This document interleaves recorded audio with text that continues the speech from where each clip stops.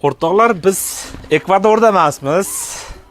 Osiyo yoki Afrikada ham emasmiz. Tropik yoki subtropik davlatlardan emasmiz. O'zbekistondamiz, Surxondaryoda. Assalomu alaykum qadrli do'stlar, yurtdoshlar.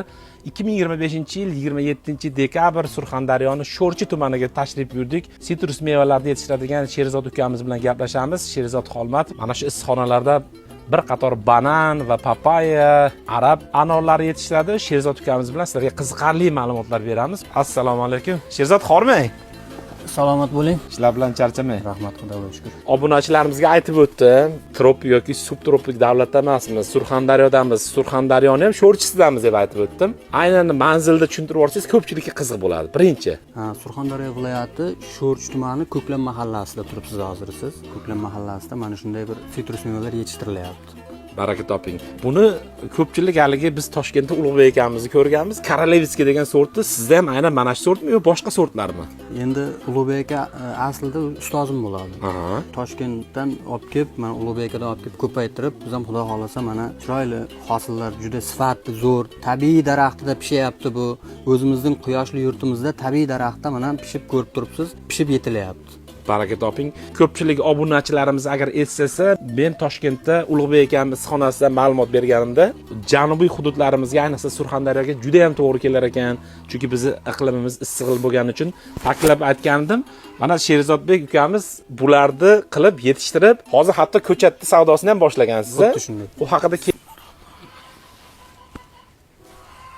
Endi buni ko'pchilik kelib mana shu daraxtida uzib ketamiz deydiganlar bo'ladi. Mana ko'rib turibsiz, tabiiy kesyapmiz.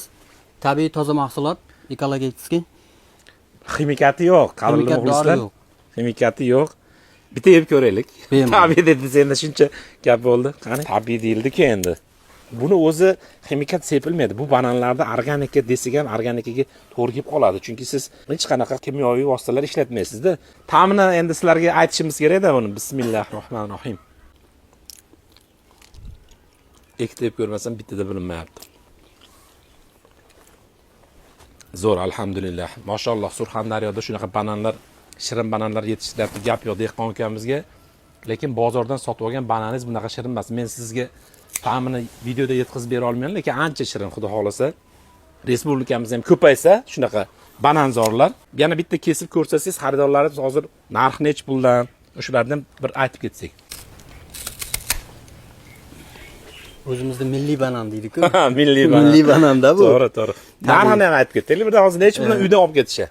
Hozircha narxi 25 mingdan kilosi uydan olib ketishyapti. Chunki bozordagidan juda bir farq qilyapti ta'mi bo'yicha, mana ko'rdingiz. Ancha sifatli, ancha shirin. To'g'risi. Mana buni xaridorlar keladi, mana ko'chatlarga keladi, xalqimiz kelyapti. Buni bitta yeb ko'radi-da, yana qaytib keladi. Yana bormikin hosilidan.